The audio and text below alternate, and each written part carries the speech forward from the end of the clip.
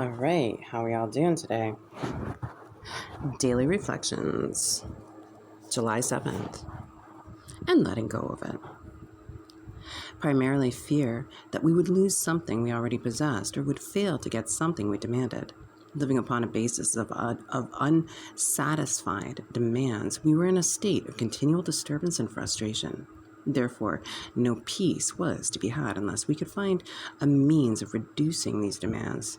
The difference between a demand and a simple request is plain to anyone. 12 Steps and 12 Traditions, page 76. Peace is possible for me only when I let go of expectations, when I'm trapped in thoughts about what I want and what should be coming to me. I'm in a state of fear or anxious anticipation, and this is not conducive to emotional sobriety. I must surrender over and over to realize to the reality of my dependence on God, for then I find peace, gratitude, and spiritual security.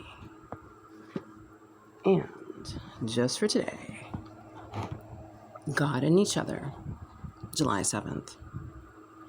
One aspect of our spiritual awakening comes through the new understanding of our higher power that we develop by sharing another addict's recovery. Basic text, page 52. We've heard it said that we often see God most clearly in one another. We see the truth of this when we practice our 12 step.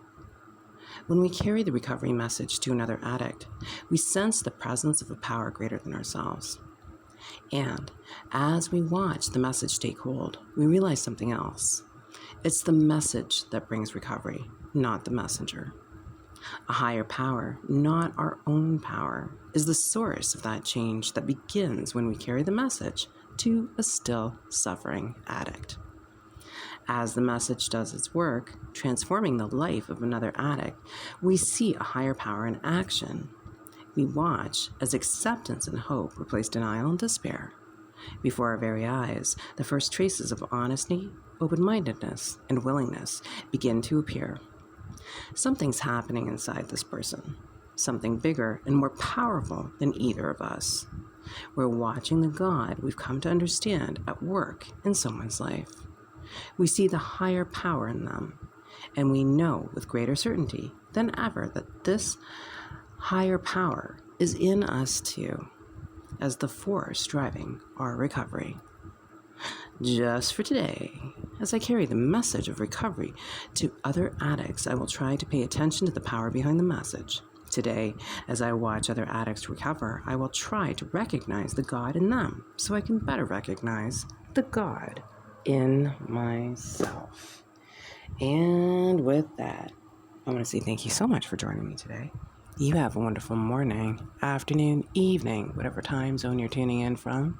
And also with that, I'm going to encourage you to like and subscribe if you want more content from this channel, and invite you to check out links posted in the description box below to non-emergency numbers, speaker tapes, other programs, clinics, other resources, podcasts, and of course, my mixtape all up in there.